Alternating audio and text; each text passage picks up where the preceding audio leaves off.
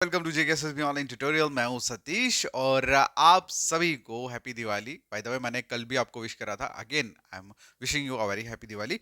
और स्टार्ट करते हैं आज का करंट अफेयर लेक्चर। आज का लेक्चर स्टार्ट करने से पहले आप सबको एक चीज मैं बोलना चाहता हूं कि आप सभी लोग जानते हैं कि वीएलडब्ल्यू का एग्जाम है, राइट? और वीएलडब्ल्यू के एग्जाम के लिए मैं 100% श्योरिटी के साथ कह सकता हूँ 95% स्टूडेंट्स ने करंट अफेयर को रिजेक्ट कर दिया होगा। उनको लगता होगा भाई ये पता नहीं क्या क्वेश्चन पूछा जाएगा, तो टाइम वेस्ट करने से बेटर हम लोग ने जो पढ़ा उसको रिवाइज करें। बहुत बढ़िया। लेकिन अगर सोचो आपके पास कोई ऐसी पीडीएफ्स है, यहां से डायरेक्टली आपको 2-3 क्वेश्चंस देखने को मिल जाए, तो बढ़िया होगा या नहीं होगा? आप सबको एक चीज बता दूं, जितने भी सब्जेक्ट्स आपके वीएलडब्ल्यू में है माय डियर, सभी बच्चों ने बहुत अच्छे से वहां से पढ़ा होगा। लेकिन आप थोड़ा अलग क्या करोगे? आप थोड़ा अलग करोगे करंट अफेयर को पढ़ के, क्योंकि आप उस 5% कैटेगरी में आ जाओगे जिन लोगों ने करंट अफेयर को पढ़ा हुआ।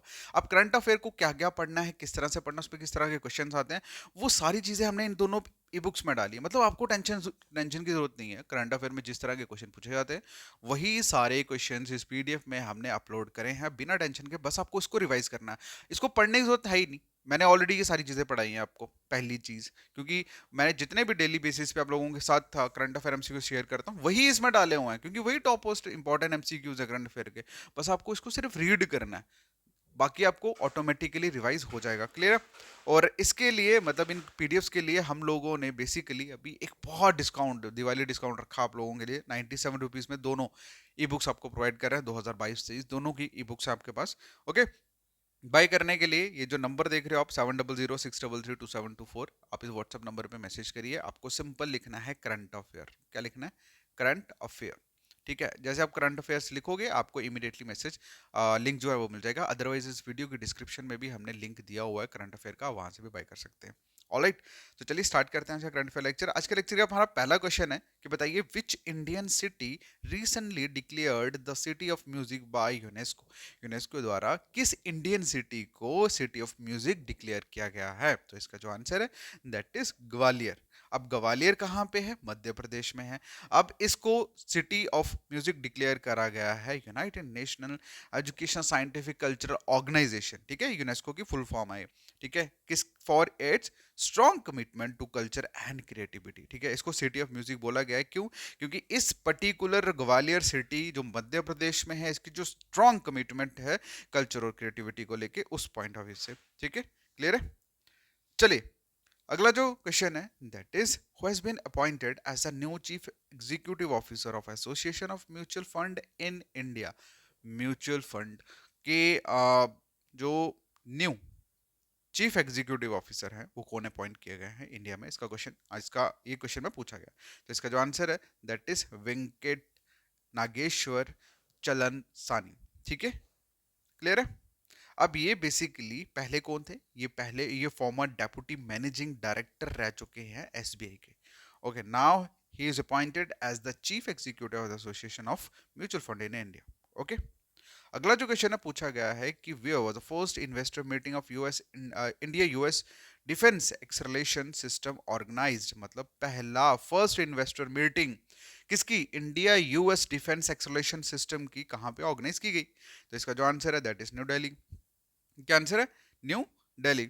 ओके, चलिए अगला जो क्वेश्चन है पूछा गया है कि विद होम, मतलब किसके साथ रेलटेल ने साइन कराया गया एग्रीमेंट? किसके लिए? For communication IT and railway signalling project के लिए। किसके साथ करा भाई? इसका जो आंसर है दैट इज आरईसी लिमिटेड के साथ। ओके, तो रेलटेल ने मोमेंटो ऑफ अंडरस्टैंडिंग जो साइन करा है आरईसी लिमिटेड के साथ। कितने का है ये है 30,000 करोड़ का एज फाइनेंशियल असिस्टेंट। किसके लिए? For telecom IT railway signalling. ठीक है, इसके इंफ्रास्ट्रक्चर प्रोजेक्ट के लिए। अगला जो क्वेश्चन है पूछा गया है कि बताइए when national legal service day celebrated every year. मतलब नेशनल लीगल सर्विस डे कब सेलिब्रेट किया जाता है हर साल? इसका जो आंसर है दैट इज 9 नवंबर। क्या आंसर है? 9 नवंबर। ठीक है, अब बेसिकली ये मतलब ये जो दिन सेलिब्रेट किया जाता है, it is for to commemorate. ठीक है, कोमेमोरेट होता है शुरुआत करना, the adoption of Indian legal service authority act 1987।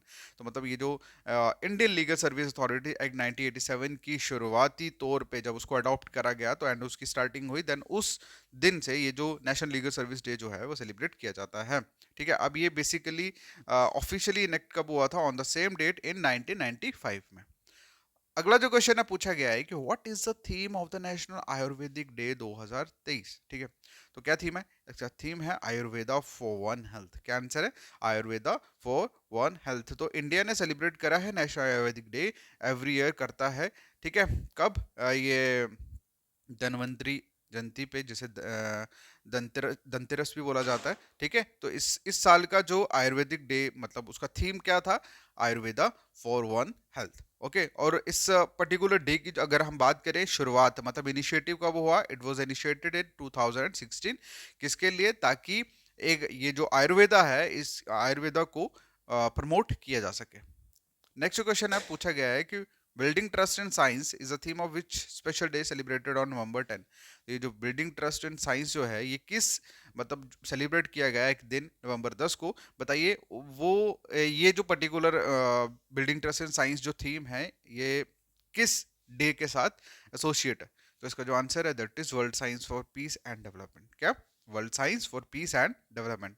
अगला जो क्वेश्चन है पूछा गया है, अपार जो न्यूज में देखने को मिला, ये एक रजिस्ट्री एसोसिएटेड है किस फील्ड के साथ? तो इसका जो आंसर है दैट इज एकेडमिक्स के साथ। ठीक है, अपार जो है ये economics for automated permanent academic account registry है।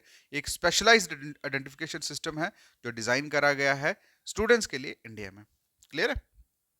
अगला जो क्वेश्चन है पूछा गया है कि इंडिया ने undertook Bongo Sagar 23 and corporate exercise with navy of which country. मतलब इंडिया ने किस कंट्री के साथ मिलकर Bongo Sagar 23 and corporate exercise जो है नेवल, वो कंडक्ट करी है? तो इसका जो आंसर है दैट इज बांग्लादेश। क्या आंसर है? अब ये जो फोर्थ एडिशन है बायलेटरल एक्सरसाइज का, इंडिया ने कंडक्ट करा है किसके साथ? बांग्लादेश के साथ। अब ये नेवल है। ठीक है, और इसको क्या नाम है इसका?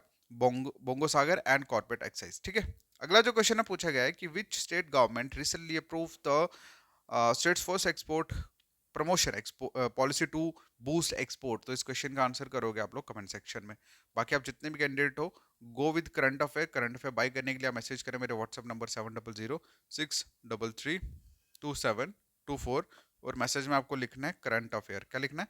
Current affair. जैसे आप करंट अफेयर लिखेंगे, आपको सारी लिंक जो है हमें मिल जाएगा। Alright, thank you so much. ठीक है, बाय बाय।